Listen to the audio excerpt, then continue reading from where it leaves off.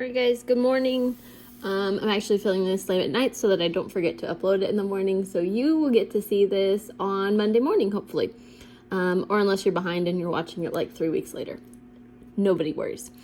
Okay, so here we are back at Holes. Hopefully you watched Chapter 7. It was pretty long. It was also a little confusing going between Stanley and his great-great-grandfather's story, so hopefully you went back and kind of outlined and looked at that one. So here we are. Stanley has just completed his first hole, spit in the hole, and now he's back at it. So, Chapter 8, let's see how they do. Chapter 8, page 41. A lot of people don't believe in curses, and a lot of people don't believe in yellow-spotted lizards either. But if one bites you, it doesn't make a difference whether you believe in it or not. Actually, it's kind of an odd that scientists name the lizard after its yellow spots. Each lizard has exactly 11 yellow spots, but the spots are hard to see on its yellow-green body. The lizard is from 6 to 10 inches long, has big red eyes. In truth, its eyes are yellow, and it's the skin around the eyes which is red. But everyone always speaks of its red eyes. It also has black teeth and a milky white tongue. God, this sounds like a really scary lizard. You should draw it if you feel really bored and really want to draw it. Looking at one, you would have thought that it should have been named a red-eyed lizard, or a black-toothed lizard, or perhaps a white-tongued lizard.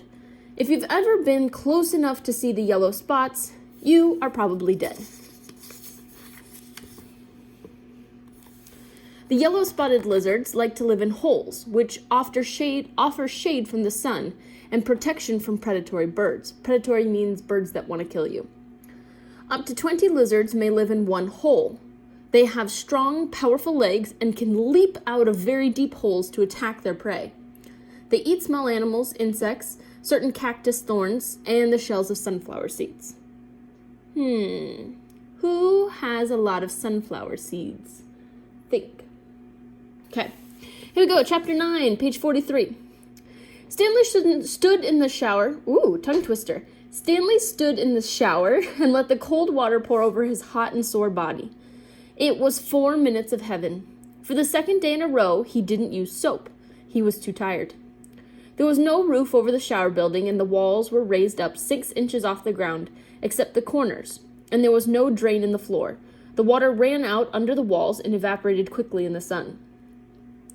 He put on his clean set of orange clothes, and he returned to his tent. He put his dirty clothes in his crate and got out his pen and box of stationery and headed to the rec room. A sign on the door said rec room. Notice the spelling difference between rec room and rec room. Sounds the same, spelled differently. That's a homophone. Means it sounds the same, but there's different spellings. Nearly everything in the room was broken. The TV, the pinball machine, the furniture. Even the people looked broken, with their worn-out bodies sprawled over the various chairs and sofas. X-Ray and Armpit were playing pool.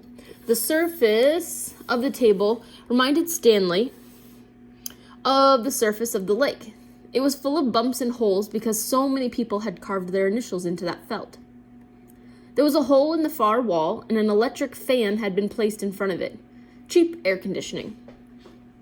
At least the fan worked. As Stanley made his way across the room, he tripped over an outstretched leg. "Hey, watch it," said an orange lump on a chair. "You watch it." Excuse me 1 second. Pardon, I had a tickle in my throat. "Hey, watch it," said an orange lump on the chair. "You watch it," muttered Stanley, too tired to care. "What'd you say?" the lump demanded. "Nothing," said Stanley. The lump rose. It was almost as big as Stanley, and a lot tougher. "You said something?" He poked that fat finger in Stanley's neck. "What'd you say?" A crowd quickly formed around them. "Be cool," said X-Ray. He put his hand on Stanley's shoulder. "You don't want to mess with the caveman," he warned. "The caveman's cool," said Armpit. "I'm not looking for trouble," Stanley said. "I'm just tired, that's all." The lump grunted. X-Ray and Armpit led Stanley over to the couch, and Squid slid over to make room as Stanley sat down. "Did you see the caveman back there?" X-Ray asked. "The caveman's one tough dude," said Squid, and he lightly punched Stanley's arm. Stanley leaned back against the torn vinyl upholstery. Despite his shower, his body still radiated heat.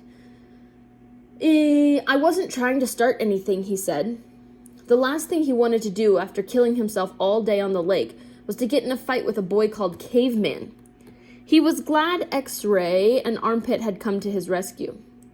Well, how'd you like your first hole? Asked Squid. Stanley groaned and the other boys laughed. Well, the first hole's the hardest, Stanley said. No way, said X-Ray. The second hole's a lot harder. You're hurting before you even get started. If you think you're sore now, just wait to see how you feel tomorrow morning, right? That's right, said Squid. Plus, the fun's gone, said X-Ray. The fun? Asked Stanley. Don't lie to me, said X-Ray. I bet you always wanted to dig a big hole, right? Am I right? Stanley had never really thought about it before, but he knew better than to tell X-Ray he wasn't right. Every kid in the world wants to dig a big, great hole, said X-Ray. To China, right? Right, said Stanley. See what I mean, said X-Ray. That's what I'm saying, but now the fun's gone, and you still gotta do it again and again and again. Camp fun and games, said Stanley. What's in the box? Asked Squid. Stanley had forgotten he had brought it. Paper. I was going to write a letter to my mother. Your mother? She'll worry if you don't. Squid scowled. Stanley looked around the room. This was the one place in camp where the boys could enjoy themselves, and what'd they do? They wrecked it. The glass on the TV was smashed, as if someone had put his foot right through it. Every table and chair seemed to be missing at least one leg, and everything leaned. He waited to write the letter until after Squid had gotten up and joined the game of pool.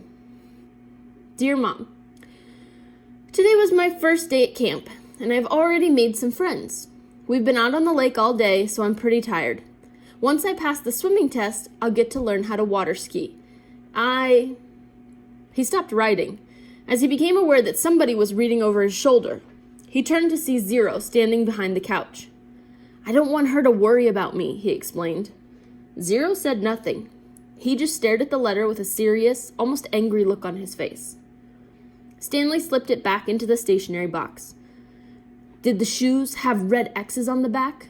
Zero asked him. It took Stanley a moment, but then he realized Zero was asking about Clyde Livingston's shoes. Yes, they did, he said. He wondered how Zero might know that. Brand X was a popular brand of sneakers. Maybe Clyde Livingston made a commercial for them. Zero stared at him for a moment, with the same intensity with which he had been staring at the letter. Stanley poked his finger through a hole in the vinyl couch and pulled out some of the stuffing. He wasn't aware of what he was doing. Come on, Caveman, dinner, said Armpit. You coming, Caveman? Said Squid. Stanley looked around to see that Armpit and Squid were talking to him. Sure, he said. He put the piece of stationery back into the box, then got up and followed the boys out to the tables. The lump wasn't the caveman. He was. He shrugged his left shoulder. It was better than barf bag. All right, so some questions for you. 1, who is actually Caveman now? 2, why did he lie to his mom in the letter telling her that he was having a great time? And 3, how on earth why did Zero ask about the X's on the shoes? So 3 questions. Who's Caveman? Why was he lying to his mom? And why did Zero care about the X's on the shoes? All right, just questions to think about. Reminder, you still have your vocabulary and you should write a summary. That one was pretty short, so hopefully you'll get to read a little bit more tomorrow. All right, bye guys. Have a great day.